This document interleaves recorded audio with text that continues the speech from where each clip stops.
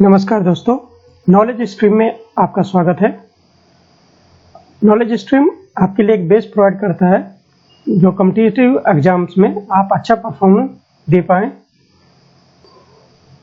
आपसे अनुरोध है नॉलेज स्ट्रीम से जुड़ें और अपनी तैयारी को और बेहतर बनाएं। दोस्तों, हम आधुनिक भारतीय इतिहास में उसके एक पक्ष जो कंपनी शासन से जुड़ा हुआ है, जो कि 1757 से 1857 ईस्वी के मध्य था, उनसे जो डिफरेंट कॉम्पिटिटिव एग्जाम्स हैं उसमें क्वेश्चंस आए हैं, उनको डिस्कस कर रहे थे और उनसे रिलेटेड और भी जानकारियों के उनसे साझा कर रहे थे और जानकारियों को इंक्लूड कर रहे थे और एक कम्प्रिहेंसिव तरीके से जो भी पेपर आए हुए हैं, जो भी पेपर में क्वेश्चन आए हुए हैं, उनकी हम व्याख्या सहित उनको हल कर रहे थे। उसी सीरीज में ये भाग 4 है। तो आज स्टार्ट करते हैं भाग 4। उससे पहले आपसे अनुरोध है चैनल को सब्सक्राइब कर लें और इसको अपने दोस्तों के बीच में शेयर करें जो भी कॉम्पिटिटिव एग्जाम्स की तैयारी में जुड़ा हुआ है। चलिए स्टार्ट करते हैं। आज के भाग 4 का पहला क्वेश्चन है, 1861 के कानून को कहते हैं? Option A Charter Act, option B Indian Council Act, option C Pitt's India Act और ऑप्शन डी रेगुलेटिंग एक्ट। जैसे हम जानते हैं, हमने अभी तक जो है ना 1853 ईस्वी तक के एक्ट पढ़ लिए थे और बेसिकली एक्ट को हम 3 कैटेगरी में यहाँ पर डिवाइड कर सकते हैं कि चार्टर एक्ट, उसमें 3 एक्ट शामिल थे, एक्ट ऑफ 1813, एक्ट ऑफ 1833 और एक्ट ऑफ 1853। इनको चार्टर एक्ट के नाम से जाना जाता था।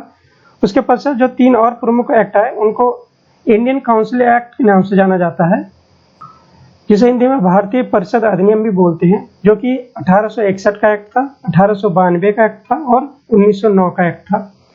उसके पश्चात जो एक्ट आए जैसे कि एक्ट ऑफ 1919, एक्ट ऑफ 1935, उनको भारतीय सरकार अधिनियम कहा जाता है। इस तरीके से हमने एक्ट का डिवीजन हमने पढ़ लिया।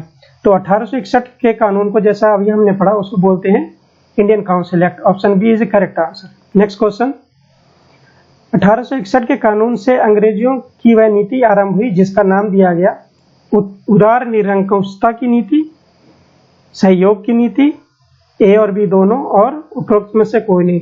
तो 1861 में जो नीति अंग्रेजों ने अपनाई थी उसको उदार निरंकुशता की नीति और सहयोग की नीति कहा जाता है। तो इसके दोनों ऑप्शन सही हैं। नेक्स्ट क्वेश्चन नंबर 3, उत्तरदायी शासन की स्थापना की शुरुआत कौन से अधिनियम के रूप में हुई?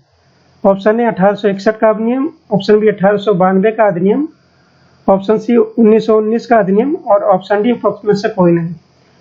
इस क्वेश्चन का करेक्ट आंसर है ऑप्शन बी 1892 का अधिनियम। एक्चुअली में जो 1992 का एक अधिनियम आया था उसमें,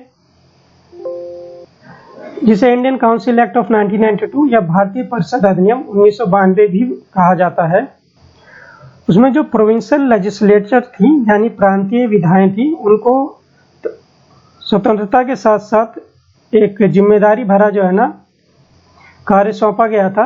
तो उसी के परिप्रेक्ष्य में ये क्वेश्चन है कि उत्तरदायी शासन की स्थापना की शुरुआत कब हुई? तो 1992 अधिनियम के द्वारा। इस क्वेश्चन की शुरुआत करते हैं। क्वेश्चन नंबर 4, निम्नलिखित में से कौन सा अधिनियम जो भारतीय परिषद अधिनियम नहीं है? 1861 का, 1892 का, 1833 का और 1909 का। जैसे कि हम डिस्कस कर चुके हैं, जो प्रमुख 3 एक्ट थे, 1813 का एक्ट, 1833 और 1853 का एक्ट, इनको चार्टर एक्ट के नाम से जानते हैं। और उसके बाद की 3 एक्ट जो कि 1861 का एक्ट, 1892 का एक्ट और 1909 का एक्ट, उनको इंडियन काउंसिल एक्ट या भारतीय परिषद अधिनियम के नाम से जाना जाता है। तो इसलिए यहाँ पर जो करेक्ट ऑप्शन है वो है सी, जो कि भारतीय परिषद अधिनियम नहीं है बल्कि चार्टर एक्ट है। चलिए नेक्स्ट क्वेश्चन डिस्कस करते हैं। निम्नलिखित में से कौन सा कानून मॉर्ले मिंटो सुधार अधिनियम के नाम से जाना जाता है? ऑप्शन ए 1892 ईस्वी का, ऑप्शन बी 1909 ईस्वी का, ऑप्शन सी 1919 ईस्वी का और ऑप्शन डी 1935 ईस्वी का। तो इसका करेक्ट आंसर है ऑप्शन बी 1909 ईस्वी का। जो इंडियन काउंसिल एक्ट 1909 आया था, जिसे भारतीय परिषद अधिनियम 1909 के नाम से जानते हैं, उनको मॉर्ले मिंटो सुधार के नाम से जानते हैं। ये basically act Lord Minto second, जो कि 1905 से 1910 तक वायसराय थे, और मॉर्ले जो कि उस समय सेक्रेटरी ऑफ स्टेट थे, उन्हीं के नाम पर ये एक्ट था, मॉर्ले मिंटो एक्ट और मॉर्ले मिंटो सुधार। चलिए नेक्स्ट क्वेश्चन के बारे में डिस्कस करते हैं। सांप्रदायिकता का विषय भारतीय राजनीति में कब से आरंभ हुआ? ऑप्शन ए 1892 से, ऑप्शन बी 1919 से, ऑप्शन सी 1909 से और ऑप्शन डी 1935 से।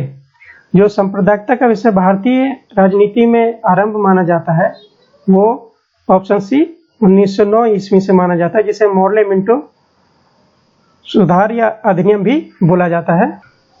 इस सुधार के अंतर्गत सांप्रदायिक प्रतिनिधित्व प्रणाली की शुरुआत की गई थी और लॉर्ड मिंटो को फादर ऑफ कम्युनल इलेक्टोरेट यानी सांप्रदायिक प्रतिनिधित्व प्रणाली का पितामह भी बोला जाता है इस एक्ट के बाद। चलिए नेक्स्ट क्वेश्चन की शुरुआत करते हैं।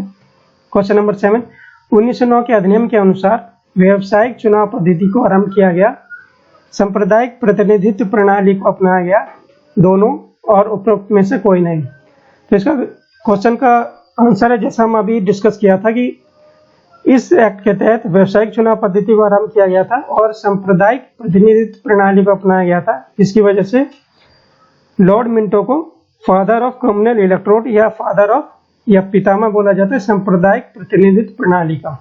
तो इसका करेक्ट ऑप्शन है ऑप्शन सी दोनों। नेक्स्ट क्वेश्चन, 1909 के अधिनियम द्वारा ऑप्शन ए केंद्र में सरकारी सदस्यों को बहुमत पर रखा गया, ऑप्शन बी प्रांतों में गैर सरकारी सदस्यों को बहुमत रहा, ऑप्शन सी दोनों और ऑप्शन डी उपरोक्त में से कोई नहीं।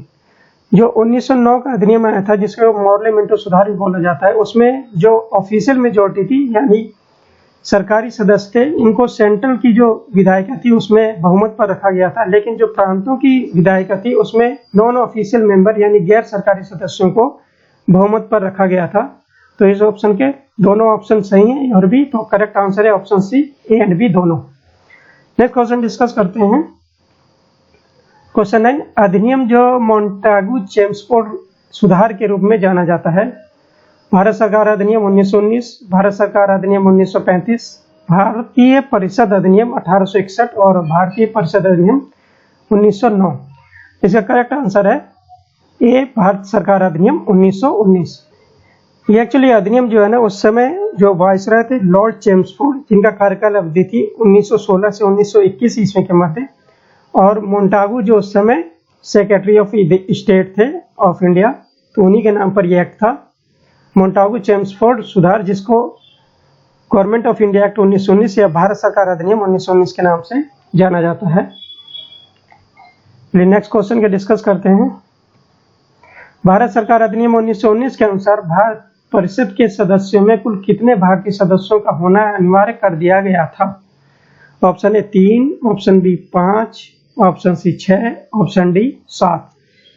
जो गवर्नमेंट ऑफ इंडिया एक्ट 1919 या भारतीय सरकार अधिनियम 1919 आया था उसमें जो वायसराय की एग्जीक्यूटिव काउंसिल थी यानी कार्यकारी परिषद थी जो वायसराय की, उसमें 6 में से 3 को भारतीय होना माना गया था और उसमें कमांडर इन चीफ को शामिल नहीं किया गया था। तो इसका करेक्ट आंसर है ऑप्शन ए 3, यानी 6 जो कार्यकारी परिषद के सदस्य थे उसमें से 3 भारतीय होंगे, ये अधिनियम के अनुसार इसको माना गया था। चलिए दोस्तों, यहाँ पर हम 10 क्वेश्चन आज हमने किए और उनसे रिलेटेड कुछ और जानकारियों की व्याख्या भी साथ ही साथ में करते चले आए, जिसकी वजह से वो क्वेश्चन हमारे काफ़ी अच्छी तरीके से तैयार हो गए हैं। आगे भी हम ये सीरीज जारी रखेंगे और अच्छे क्वेश्चन जो डिफरेंट एग्जाम्स में आए हैं उनके बारे में डिस्कशन करेंगे। एटलास आपसे अनुरोध है कि चैनल को सब्सक्राइब करें और लोगों के बीच में शेयर करें अपने दोस्तों की जो भी तैयारी से जुड़ा हुआ है, और बेल आइकन जरूर दबा लें ताकि जो नया लेक्चर आएगा उसकी नोटिफिकेशन आपको तुरंत मिल जाए। ये लेक्चर यहीं से समाप्त करते हैं। Have a good day.